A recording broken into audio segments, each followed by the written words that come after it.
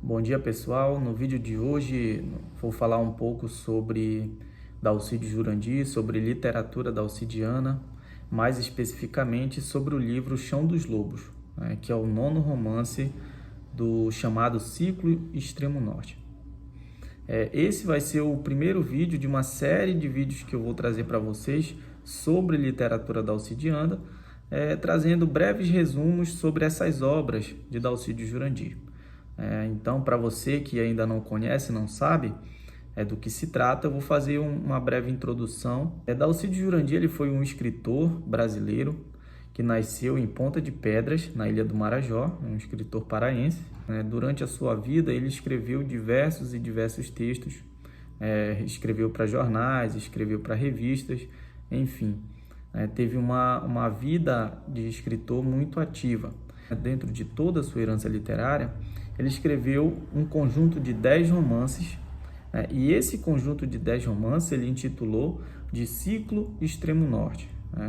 Então são 10 romances que contam a trajetória de vida do personagem principal, que é chamado Alfredo. E o romance de hoje, Chão dos Lobos, é o nono romance desse ciclo.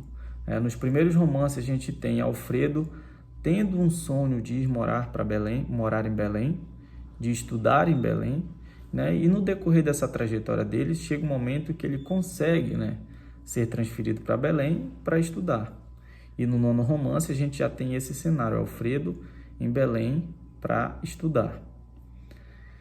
E daí a gente já entra propriamente no romance, um romance que foi publicado em 1967, o autor veio a falecer em 1979, alguns anos depois, mas o romance é publicado em 67.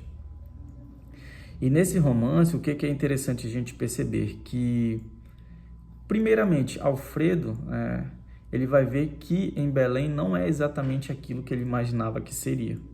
O sonho dele é ir para Belém estudar. Ele faz tudo dentro desse romance, menos estudar. É isso que a gente vai observar dentro do romance, e é interessantíssimo, isso, como o autor, como o Dalcídio coloca isso dentro do romance. Ele faz tudo menos estudar. A divisão que o professor Fernando Farias faz logo no prefácio, o autor que prefaciou esse livro, ele faz uma divisão em 4 lotes, uma divisão estritamente didática, para que a gente consiga observar melhor o desenrolar dessa história, o desenrolar desse livro. Até porque é um livro que não possui divisão em capítulos, então essa divisão didática que o professor Fernando Farias faz lá no prefácio é bastante interessante. Ajuda, para quem está numa primeira leitura, um primeiro contato com esse romance, ajuda bastante para que ele se situe. Então, no primeiro lote, o que a gente vai ter? Vai ser Alfredo andando por Belém. Anda para um lado, para o outro, e nesse momento é apresentado todo o cenário de Belém daquela época. A gente começa a conhecer a cidade de Belém por meio dessas andanças de Alfredo. A gente tem contato com diversos personagens. Então, é uma infinidade de personagens dentro desse primeiro lote. A gente não tem ali uma história fixa, é uma história curta atrás da outra. Basicamente, o primeiro lote é só tratando sobre essas andanças de Alfredo. É nesse momento que a gente começa a ter contato com o local onde ele mora, que é a estância, começa a ter contato com o casal português, com seu Ribeiro, um senhor já aposentado que gosta muito de livros. Essa é uma característica muito marcante dentro desse livro, que é os personagens extremamente cultos, extremamente leitores. Então nós temos o casal português que gosta, por exemplo, de Eça de Queiroz. Nós temos o seu Ribeiro que recita Petrarca, é conhecedor de várias literaturas portuguesas. Então, nós temos, por exemplo, uma personagem que mora lá na estância junto com Alfredo e toca piano no teatro. Então, veja, são personagens extremamente cultos, extremamente leitores, apesar de estar dentro de um contexto ali extremamente pobre também. Dalcídio Jurandir ele coloca com isso, a relação entre a pobreza e relação com a literatura, né? Com a educação. Não necessariamente por esses personagens serem pobres, não é porque eles não podem ter acesso à literatura, acesso a um conteúdo mais culto. Ele coloca essa relação entre esses dois, que existe, mostrando que existe, ainda que sejam em locais pobres, abandonados, pelo restante da sociedade, nós ainda temos pessoas cultas, pessoas inteligentes, pessoas que gostam de literatura. No segundo lote, o que a gente tem? Dona Nivalda, que é uma professora já antiga, que vai até a casa de Alfredo fazer um convite para ele, para que ele seja professor lá na escolinha dela. Ela tem uma escolinha que é instalada na sua própria casa e o aluguel dessa casa é pago pelo Estado. Então, esse é o cenário que inicia a narração do segundo lote. E Alfredo ele aceita o convite da Dona Nivalda, vai até a escolinha dela, dá aula. Lá a gente tem o quê? Uma relação entre Alfredo, uma insinuação entre Alfredo e uma das suas alunas, uma das alunas da professora Nivalda, uma das alunas mais velhas, que é a Roberta. E existe essa insinuação, existe essa relação ali entre esses dois. Isso fica bem claro, bem marcado dentro do romance. E essa relação entre esses dois vai perpassar até para o terceiro lote da narrativa. Então, até nas festas de bois, lá no terceiro lote, a gente vai ter a relação entre esses dois. Então, é uma paixão ali que vive Alfredo realmente, uma paixão por Roberta. E é interessante nesse momento que existe uma intertextualidade bastante marcada, com o livro Lolita, de Vladimir Nabokov. Então, quando você lê essa passagem de Alfredo e Roberta, lá na escolinha da professora Nivalda, essa intertextualidade fica muito evidente dentro da narrativa.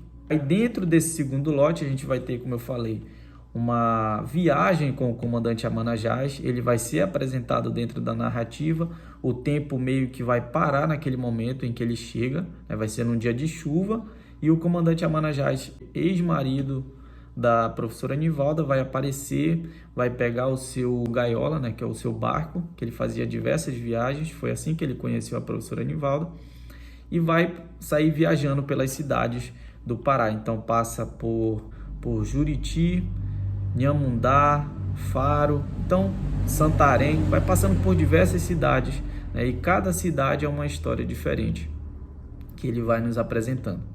No terceiro lote, nós temos as festas de bois, Então é apresentado toda aquela cultura, toda aquela tradição de festas de bois ali na região de Belém, na cidade de Belém. Toda aquela disputa, aquela preparação que é muito comum a gente ver em diversas cidades. Por exemplo, hoje aqui de onde eu falo, Vitória do Xingu, nós tínhamos, agora que já se perdeu essa tradição, mas tínhamos as festas de quadrilha, e era muito disputado nessas festas de quadrilha. As pessoas inclusive deixavam de se falar por causa disso. A festa era em junho, as apresentações eram em junho, mas mais ou menos em março começavam os ensaios, e daí já começavam ali as discussões, já começavam um não fala com o outro até as apresentações, perde-se as amizades inclusive, justamente porque as pessoas vestem realmente a camisa. E a gente tinha isso, relatado essa rivalidade mesmo acirrada entre essas festas de bois. Existia todo um protocolo para ser aceito um brincante, dentro dessas festas de bois. Então todo esse cenário ele é apresentado dentro desse terceiro lote. A gente consegue ver também as dificuldades pelas quais esses bois passavam, o problema com as polícias, a questão de não terem lugares apropriados para se apresentarem, não terem umas propriedades específicas para suas apresentações, então dava problema com a polícia. Isso tudo é apresentado no terceiro lote. Já no quarto lote nós temos a viagem de Alfredo para a cidade de Belém. Então ele perde no terceiro lote, ele perde a sua vaga no ginásio, trancada a sua matrícula. Por quê? Porque ele não ia para o ginásio, ele faltava muito. Então com isso ele perdeu sua vaga no ginásio e não tinha mais nenhuma opção para ele. Não queria que sua mãe descobrisse. Então ele acaba indo para o Rio de Janeiro, e ele vai de navio, inclusive sem passagem. A passagem dele só é até um certo ponto, e de lá tem todo um problema por causa dessa passagem dele, que ele deveria descer numa cidade, Dentro dessa viagem ele vai ter uma outra relação de amor com uma personagem que tem um problema na perna. Ele vai ser roubado dentro desse navio e vai chegar na cidade do Rio de Janeiro sem absolutamente nada. Lá as coisas também não vão dar certo para ele, ele vai ter muito problema, vai trabalhar num restaurante, sai do serviço, fica sem rumo nenhum, acaba encontrando um parente, pede uma ajuda financeira para esse parente e volta para a cidade de Belém. E daí já a continuação já vai ser o último livro da saga do Ciclo Extremo Norte com o livro Ribanceira. Então essa volta dele vai ser narrada já no próximo livro, que é Ribanceira. Bom, e assim finaliza o livro Chão dos Lobos. Então, o que a gente observa nesse livro são temas extremamente interessantes para serem abordados, né? Que Dalcídio ele traz para discussão. Então a gente vai ter, por exemplo, a questão do trabalho infantil que vai ser relatado, a exploração do trabalho infantil. A gente vai ter, por exemplo, os filhos que abandonam suas casas para tentar a vida em outros lugares, principalmente nos Estados Unidos, aquilo que acontecia muito naquela época. Filhos abandonavam seus pais e iam tentar a sorte nos Estados Unidos. Outro ponto, as intertextualidades são muito marcadas dentro do livro, são diversas intertextualidades que o autor lança a mão dentro da narrativa, também é um ponto extremamente relevante, sem contar na forma que Dalcídio narra tudo isso, né? As técnicas narrativas, fluxos de consciência, né? Flashbacks, então tudo isso a gente consegue encontrar dentro do livro Chão dos Lobos, o que torna uma leitura muito diversificada, muito rica e ao mesmo tempo um pouco complexa e difícil, né? Então uma leitura mais incauta, né, não consegue pegar diversos elementos que Dalcídio Jurandir traz dentro do seu livro. Então um livro extremamente interessante que vale a pena ser lido, vale a pena ser estudado, porque é um livro que ainda tem muito o que dizer para a gente, né? Ele ainda não disse tudo o que ele tem para dizer. Então, fica aí a minha dica também de leitura para vocês, o livro Chão dos Lobos, de Dalcídio Jurandir. Esse era um breve resumo dessa história, né, desse romance que eu gostaria de compartilhar com vocês, né? E assim a gente finaliza esse vídeo. Nos próximos vídeos, como eu falei, vou trazer outros romances de Dalcídio Jurandir desse mesmo ciclo, do Ciclo Extremo Norte, provavelmente o primeiro romance desse ciclo, que é o Chove nos Campos de Cachoeira. Então, fique com Deus e um forte abraço.